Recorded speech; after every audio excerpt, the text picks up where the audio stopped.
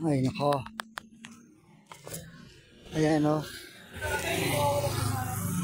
Time check. 10:40. Nagising kami na wala si Skyler. Yung bunso naming anak. Sa oras ng gabi wala. Chinik namin sa labas sa paligid, wala. Lumabas ng gate.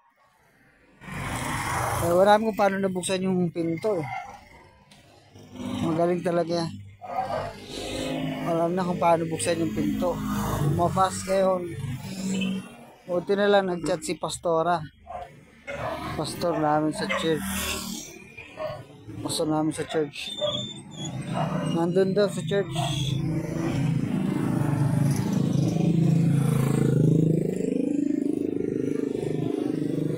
Guys, sa layo nito. Is oras ng gabi. Ganun. Grabe si Skyler. Ilang beses na to ginawa ni Skyler eh. Pero hindi ganito is oras ng gabi.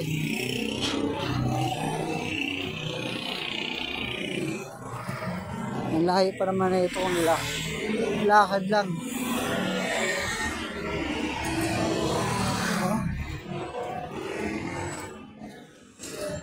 Skyler.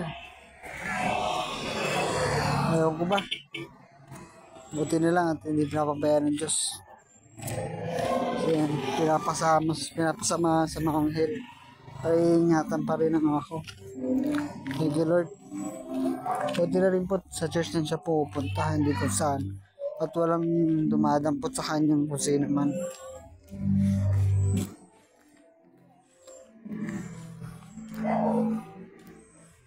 Pero para talaga pag may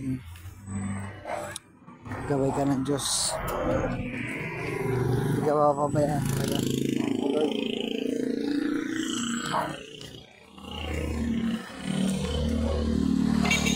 Layo nito, ilang kilometro din to.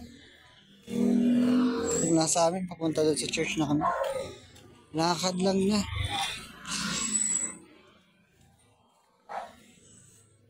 Yung daan na yan.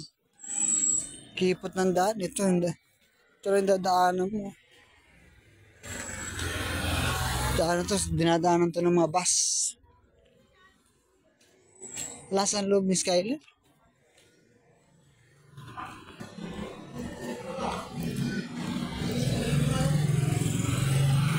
Ito yung layo na yan.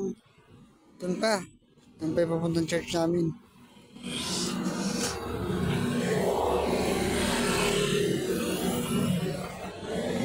Lakad niya lang to.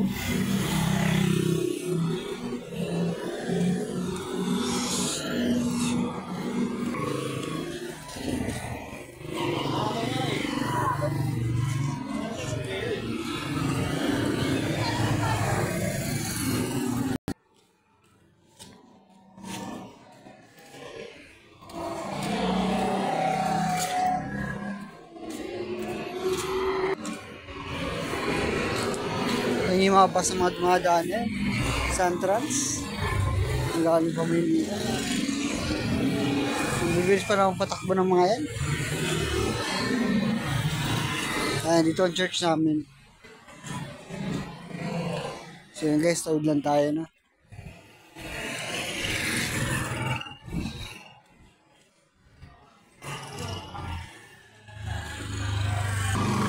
Sarado.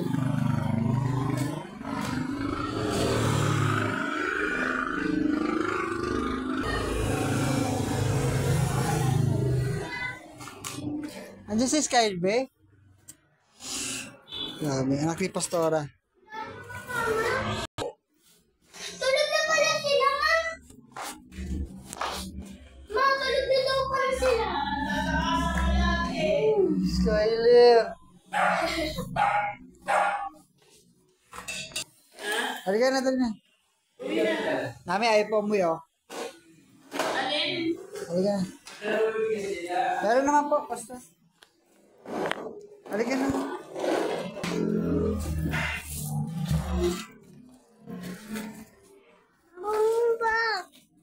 So yun guys, ito na. Nakawa ko ng bata. Papa, ano ng bumbum? Balik na tayo sa bahay. Lakad lang tayo. Bumbum. Ay pa umuwi. Skyler. Ikaw.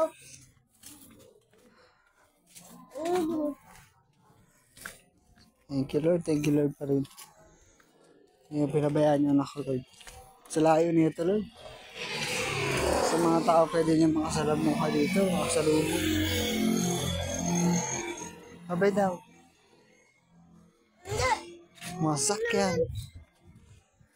Salamat sa pag-iingat mo. Salamat sa mga anghel na pinadala mo para pagkaingatan ng anak ko Lord.